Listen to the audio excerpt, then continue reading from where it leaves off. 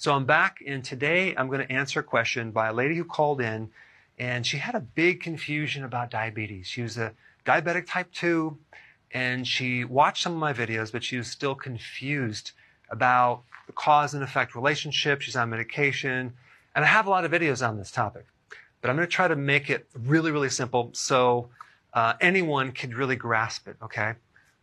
So today we're going to talk about how to solve diabetes overnight with just a simple understanding of several links, okay? You have the pancreas, okay? It's located right here. It makes a few hormones. It makes enzymes. And then the hormone that we're going to talk about is insulin. Insulin lowers the blood sugar, okay?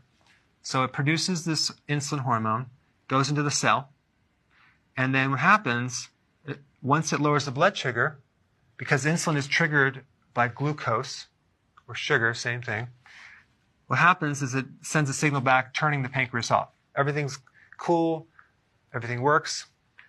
But what happens if you keep consuming carbs or sugar, and it becomes more and more, your body considers it toxic, okay? So as a way of protecting itself, it starts to resist the insulin, okay? Because there's just too much sugar going in, there's too much insulin, it's toxic. So that's called insulin resistance. So what happens is now we don't get the feedback loops back to the pancreas.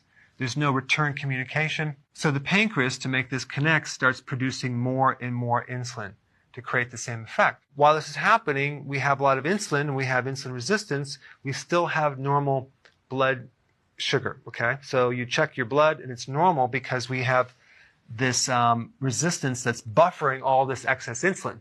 Because if you didn't have that, you would have a massive hypoglycemic reaction.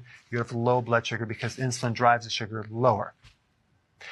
So you have carbs, increase insulin, insulin resistance. Now, over a period of time, maybe, 5 to 10 years, your pancreas gets tired. It becomes exhausted to the point where it's overwhelmed.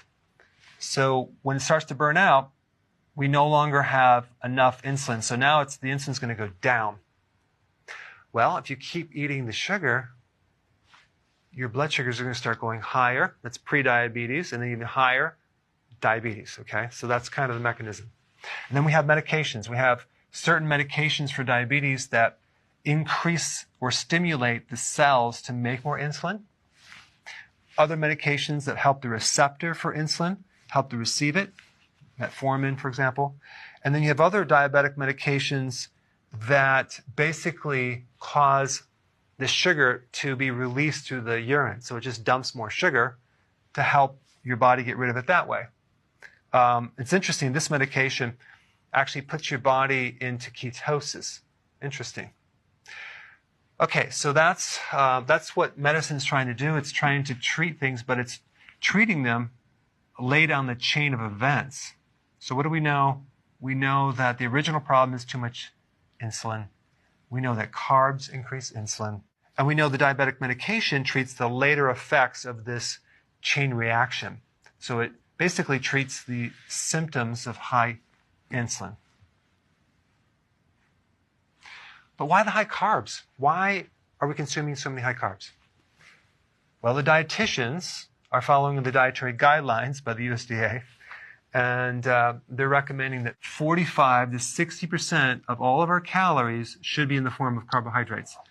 That comes out to, on average, between 225 and 325 grams of carbohydrate. That is a massive, massive amount, okay?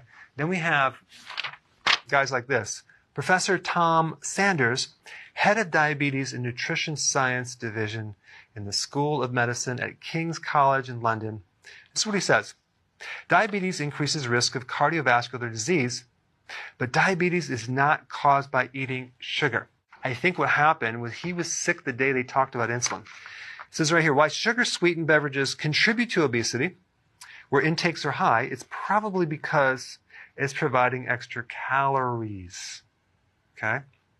He doesn't understand insulin. Refocusing dietary advice on sugar and away from fat modification and reduction is not helpful, okay?